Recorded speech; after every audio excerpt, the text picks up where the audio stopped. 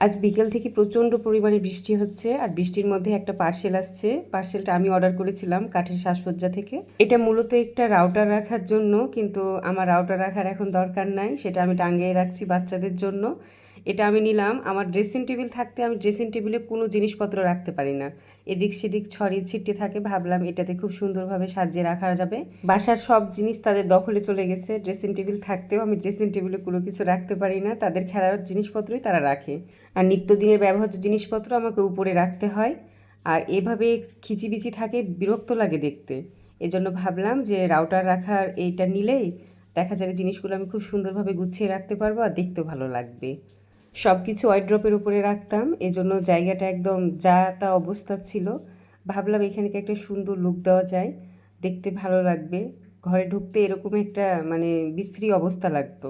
এবার দেখেন কি সুন্দরভাবে সব কিছু গুছিয়ে নিয়েছি এবং দেখতেও ভালো লাগছে।